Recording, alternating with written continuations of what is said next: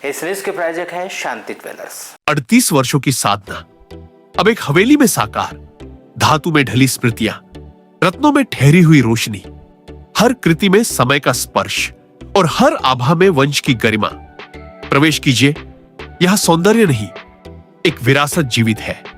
शांति jewellers, Balaghat. जिले के लांजी तहसील से एक चौंकाने वाला और एक बड़ा खुलासा सामने आया। महाराष्ट्र की सीमा से महज कुछ किलोमीटर दूर बसे एक छोटे से गांव कुलपा में नियमों को ताक पर रखकर प्रशासन की नाक के नीचे एक अवैध गुड़ाकू फैक्ट्री का संचालन किया जा रहा है। हैरान करने वाली बात है कि इस फैक्ट्री के पास न तो कोई वैध लाइसेंस है और न ही ग्राम पंचायत की अनुमति है। ये तस्वीरें लांजी के कुलपा गांव की है। गांव के बीचों बीच स्थित एक बिना नाम पते के भवन में दिन रात तंबाकू और गुड़ की राब का मिश्रण तैयार किया जा रहा है। यहाँ धड़ल्ले से डीबीओ पर शिवनाथ गुड़ाकू के लेबल चिपकाए जा रहे हैं। ग्रामीणों की माने तो इस पूरी अवैध इकाई का संचालन महाराष्ट्र के गोंदिया जिले का एक रसूखदार कारोबारी कर रहा है। लेकिन सवाल यह उठता है कि मध्य प्रदेश की सीमा के भीतर बिना किसी वैधानिक अनुमति से यह काला कारोबार कैसे फल फूल रहा है। फैक्ट्री के भीतर की तस्वीरें और भी ज़्यादा विचलित करने वाली। यहाँ काम कर रहे मजदूरों के स्वास्थ्य के साथ खिलवाड़ किया जा रहा है। न तो चेहरे पर मास्क है, न हाथों में दस्ताने और न ही आंखों पर सुरक्षा का चश्मा। तंबाकू की खतरनाक धूल और निकोटीन के सीधे संपर्क में रहने के कारण ये गरीब मजदूर अनजाने में ही कैंसर, त्वचा और फेफड़ों की गंभीर बीमारियों को दावत दे रहे हैं।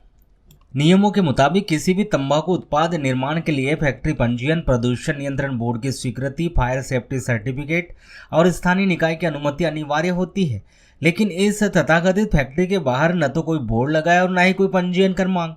आखिर इस अवैध कारोबार की पहचान को क्यों छुपाया जा रहा है? क्या महाराष्ट्र बॉर्डर के पास होने के कारण इस जगह को किसी बड़ी टैक्स चोरी या फिर अवैध डंपिंग के लिए चुना गया है?